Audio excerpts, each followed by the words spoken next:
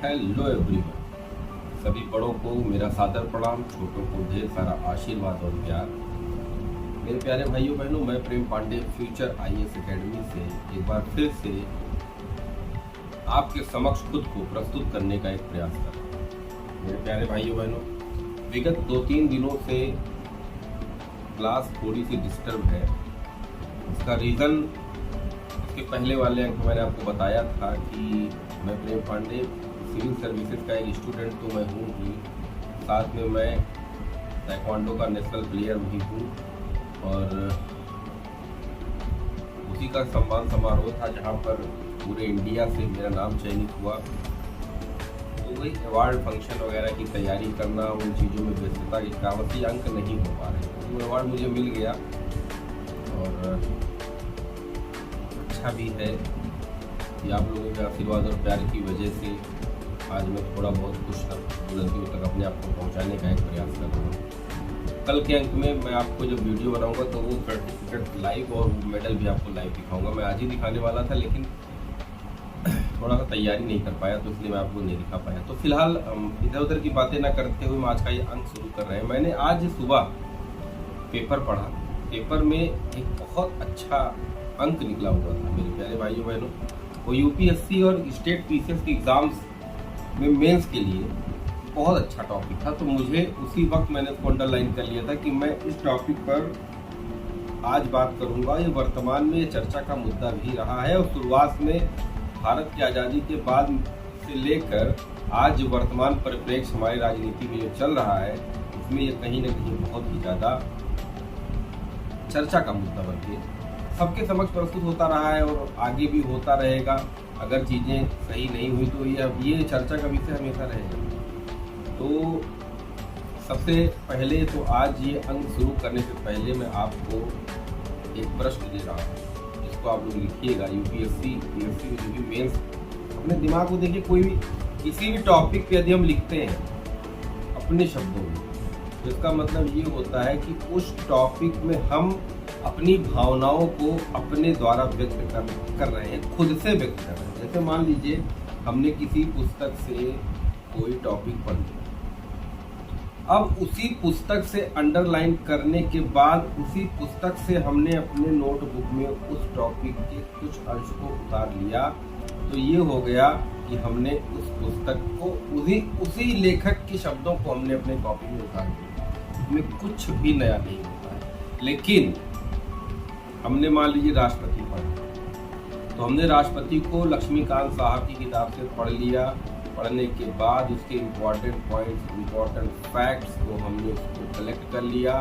उसके बाद किताब को हमने बंद कर दिया और फिर मंथन करने के बाद कि राष्ट्रपति के बारे में हमने क्या पढ़ा, उसको हमने एक नोटबुक में अपने शब्दों में उसके कार्य, उसकी नियुक्ति, उसको हटाने की प्रक्रिया आदि चीज़ों को हमने अपने शब्दों में व्यक्त करेंगे। तो जब हम ऐसी चीज़ों को अपने शब्दों में व्यक्त करेंगे तो उसमें एक नयापन आएगा और एग्जामिनर जब आपकी कॉपी चेक करेगा तो वो समझ जाएगा कि बच्चे ने स्वयं से लिखा है, स्वयं के शब्दों में लिखा है, या स्टूडेंट की स्वयं की सोच है, या जो परीक्षार्थी है उसका अपना विचार है। क्योंकि यूपीएससी एग्जाम्स जो कराती है वो जो भी एक्सप्लेनेशन जिस भी प्रश्न पर चाहती है वो आपके अपने विचार ही तो हैं।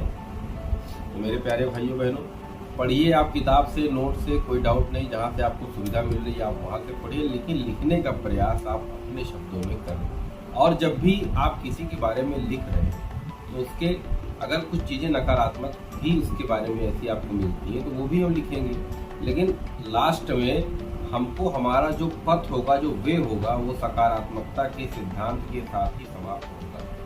नकारात्मकता संबंधी कोई भी वाद विवाद हम लोग अपनी वीडियो में नहीं करेंगे। तो मेरे प्यारे भाइयों बहनों, आज मैं वो रोमांचक अंक पढ़ के मुझे अच्छा लगा, तो वो मैं आपके समक्ष प्रस्तुत करूंगा। लेकिन उसके पहले आप एक प्रश्न लिखिए कि केंद्र राज्य संबंध संविधान के किस भाग में की चर्चा की गई है और केंद्र राज्य संबंध की मुख्य विशेषताएं क्या क्या है, और पहले और वर्तमान में इनके बीच जो पहले और वर्तमान में इनके बीच मतभेदों में कमी आई है, और अगर कमी नहीं आई है तो क्या करें कि केंद्र राज्य संबंध बहुत अच्छे आने वाले समयों में बने रहे। ये प्रश्न 4 प्रश्न मैंने एक साथ आपको बोले हैं। इसको पॉज करके एक एक चीज को समझिए और एक एक पॉइंट को क्लियर करके अपने नोट में लिखिए, और लिखने के बाद मेरे व्हाट्सएप पे आप भेजिए। तो आज का जो विषय है, मैंने जो पेपर में पढ़ा है, जो बहुत अच्छा अंक है, वो है केंद्र राज्य संबंध। मेरे प्यारे भाइयों बहनों, आपको पता होना चाहिए, आज़ादी के बाद कांग्रेस सरकार पूर्णतः बहुमत में आई। ये केंद्र में इसने अपनी सरकार तो बनाई ही बनाई, लगभग सभी राज्यों में भी कांग्रेस की ही सरकार है। तो केंद्र में भी कांग्रेस और राज्य में भी कांग्रेस। तो केंद्र और राज्य दोनों के मध्य, केंद्र और राज्य दोनों के मध्य कोई मतभेद ज्यादा देखने को नहीं मिलता है, क्योंकि सरकार भी कांग्रेस की केंद्र में, और राज्यों में भी सरकार कांग्रेस, और राज्यों में भी केंद्र है, केंद्र में तो केंद्र राज्य कांग्रेस नहीं है। तो दोनों जगह कांग्रेस है, केंद्र में कांग्रेस बैठी है, राज्यों में कांग्रेस बैठी है। तो आपस में कोई विवाद नहीं होता था, क्योंकि दोनों जगहों पर सेम पार्टियां सेम समय पर शासन कर रही थी, या कार्यभार संभाली हुई थी, या गवर्नमेंट में शामिल थी, जो भी आप जैसा समझ सकते हैं। तो दोनों के मध्य कोई विवाद नहीं हुआ।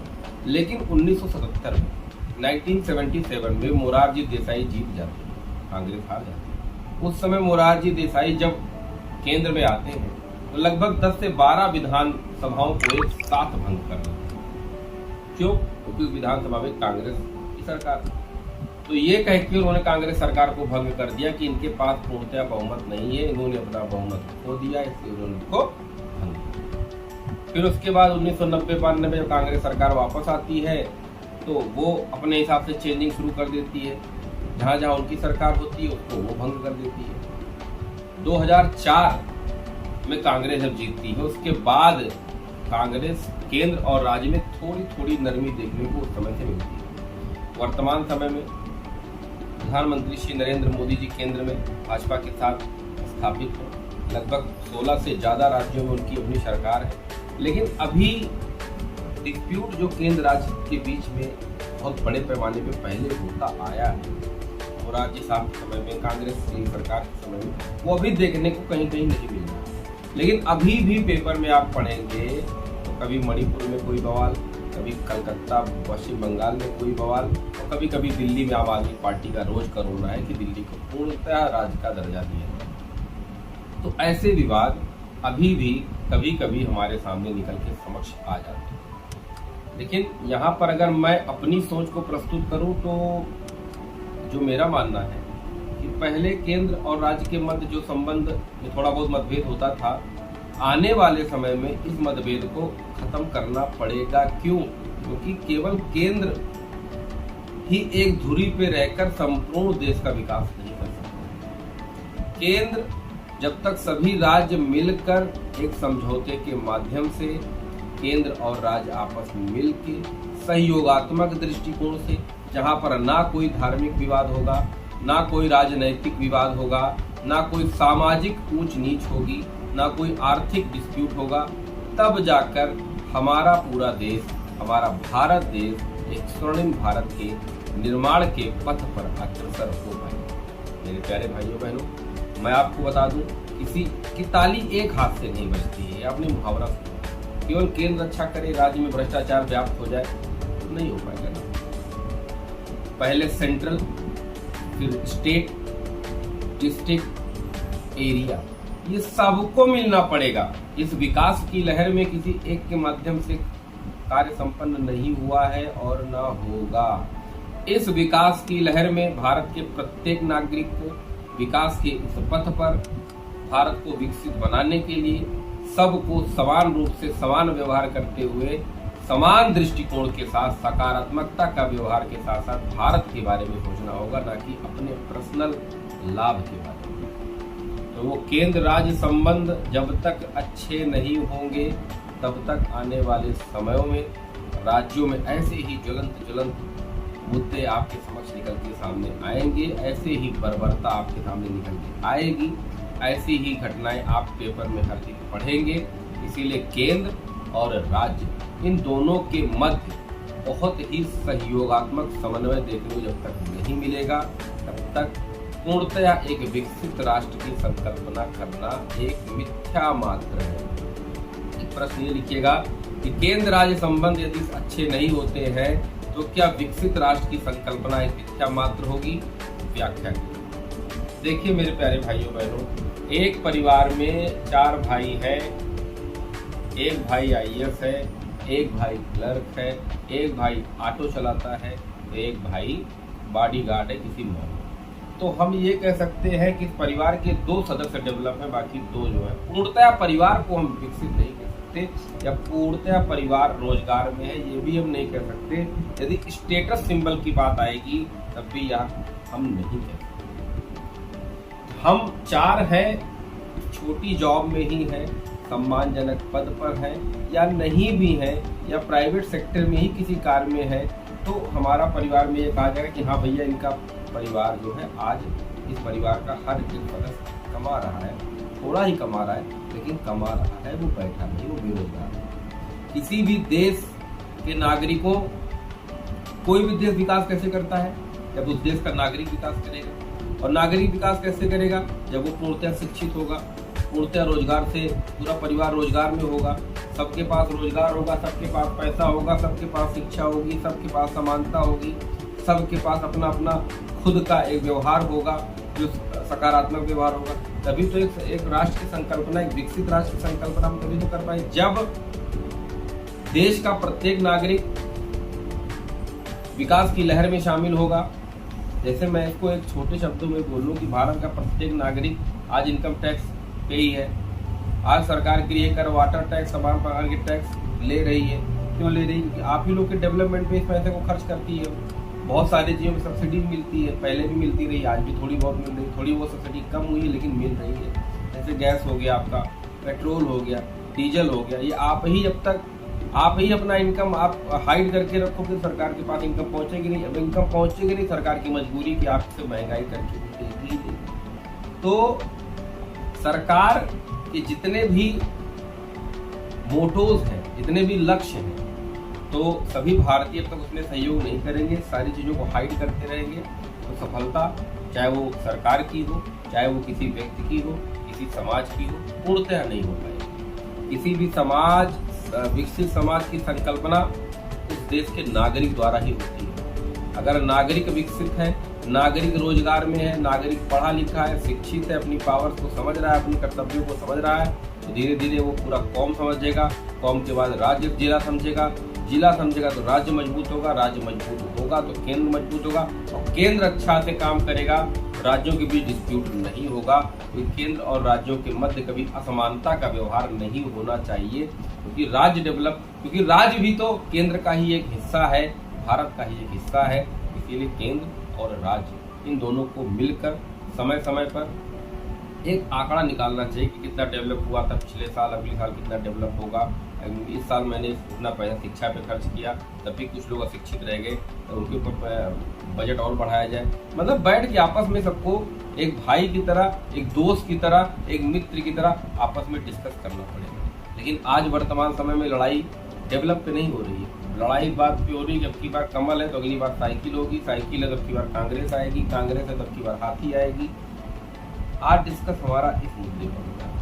आज कोई भी पार्टी जीतने के लिए तमाम प्रकार के एजेंडे बना रही है। कोई 500 रुपये बेरोजगारी भत्ता देने की बात कर रहा है, तो कोई कह रहा है कि भैया हम आपको नौकरी देंगे, कोई लैपटॉप देने के लिए बात कर रहा है, तो कोई कह रहा है कि हम सबको आंगनबाड़ी भर देंगे, कोई कह रहा है कि हम आपको आपके ही स्कूल में बिना पढ़े लिखे पास करवा देंगे। ये बहुत सारी चीजें, तो ये चीजें विकास के लिए नहीं बात हो रही है, ये अपने आप को स्थापित करने के लिए पार्टियों का एक जुमला है कि आइए भैया आपको ये, में आपको कुछ लालची प्रवृत्ति के लोग हैं, छोटे छोटे जुमले में जाके घुस जाते हैं, वो विकसित और विकास की तरफ देखना ही नहीं चाहते। इसीलिए इन छोटे छोटे जुमलों को हटाइए, पहले खुद को विकसित, विकास के मोड़ में पहले खुद को डालिए। आपका विकास होगा तो देश का विकास ऑटोमेटिक हो जाएगा, क्योंकि आप ही जैसे लोग, हम जैसे लोग इस विकास की जो चेन है उसकी एक लिंक मार। जब तक ये विकास की चेन पूरी तरीके से सारी लिंक बाय लिंक मजबूत नहीं होगी, तब तक वो जो चेन है वो मजबूत नहीं होगी। तो आज के अंक में केंद्र राज्य संबंध के बारे में जो चर्चा हुई है, जो डिस्प्यूटेड आज तक केंद्र राज्य संबंध जो भी डिस्प्यूट हुए, जो भी कमेटियां बनी है उनके डिस्प्यूट के बाद इन सारी चीज़ों पर आप लोग आज लिखिएगा और लक्ष्मीकांत साहब से पढ़िएगा, 2-3 बार पढ़िए। मेरे प्यारे भाइयों बहनों, थोड़ा सा 2-3 दिन व्यस्तता की वजह से अंक नहीं आ पाया, इसलिए मैं क्षमा प्रार्थी हूँ जैसे, लेकिन वो अवार्ड फंक्शन समारोह था, उसकी तैयारी करने के लिए इतना करना पड़ा आप लोग के आशीर्वाद से। नेशनल ताइक्वांडो प्लेयर का अवार्ड इस ईयर का भी, पिछले साल का भी मुझे ही मिला है। तो आप लोग का आशीर्वाद है, आप ही लोग फ्यूचर आईएएस अकेडमी के इतने सारे भाई बहन मेरे आशीर्वाद देते हैं, तो शायद मुझे अच्छा आगे और अच्छा, इसके बाद और अच्छा करने का एक प्रयास करूँगा। तो आपके आजकल, हाँ एक बात और बता दें, आजकल आँखों का इन्फेक्शन बहुत ज़्यादा चल रहा है। मेरे वीडियो लोग देख रहे हैं, प्लीज़ कमेंट करिए कि आँखों का इन्फेक्शन थोड़ा बचा के रखिए। जिनकी आंखें रेड है उनसे थोड़ा टच वच कम करिए, रेड आंखें तो कम देखिए, बाहर कम निकलिए, जब भी निकलिए सनग्लास लगा के निकलिए, और आई ड्रॉप ले लीजिए भैया, 10, 20, 50 का जो भी है डालते रहिए, लेकिन थोड़ा आँख के इन्फेक्शन बचिए। बहुत ज़्यादा तेज़ी के साथ में आँख का इन्फेक्शन फैलता है। इस पर हम और चर्चा करेंगे, इस विषय पर हम और बातें करेंगे, तो कल के दिन में करेंगे मेरे प्यारे भाइयों बहनों। आज का ये अंक आपके उज्जवल भविष्य की एक बार फिर से कामना करते हुए मैं प्रेम पांडे यही समाप्त कर रहा हूँ। जय हिंद।